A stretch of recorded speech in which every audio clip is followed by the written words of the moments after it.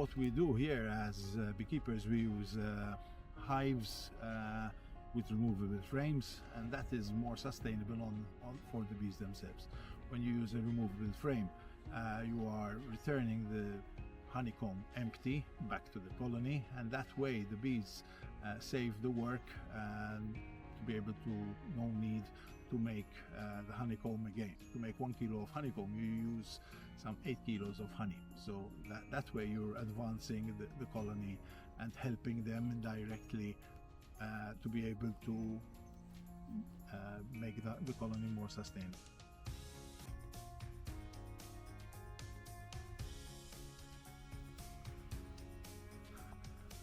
Okay, because Malta has such a hot climate, I mean, these colonies, the boxes themselves, we use landstruck, were developed in northern or in the States, where it's colder, and they use wood.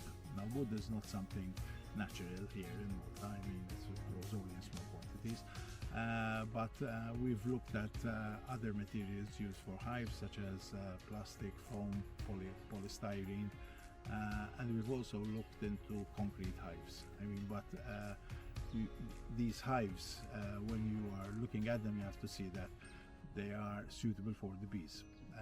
Like the temperature gradient, if you have a concrete hive, the temperature gradient, the bees are cooler inside. The temperature inside the hive is 38 degrees.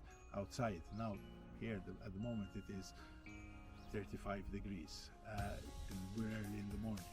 During the end of the day, it will go up to 40, 45 in the shade.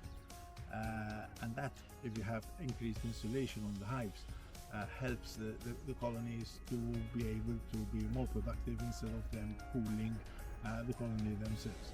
In winter, where you have here mild conditions, the hives behave better because they are really well suited for this type. So you have to be careful that you have a bit of shading and for the colonies, insulation, even the noise affects the bees themselves. So if you have a very noisy environment like where we are now at the airport, the bees get, okay, today they've gotten used to the planes, but you see it when you have colonies in polystyrene hives or the concrete hives. You see the difference when you have noise in the background noise.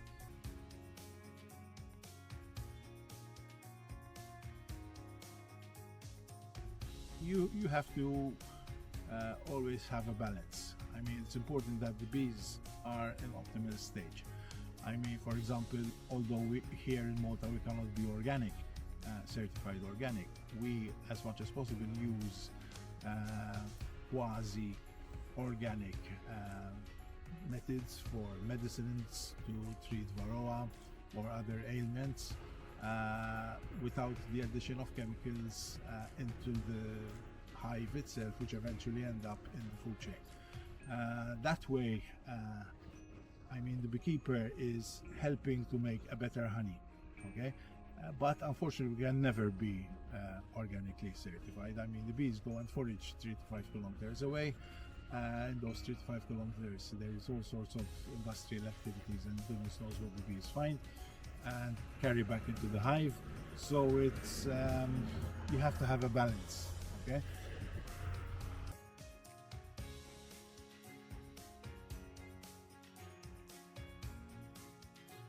I think one crucial thing that beekeepers really have to understand is you cannot just plonk 100 hives in one area and expect them to produce more honey than if you had 10 hives.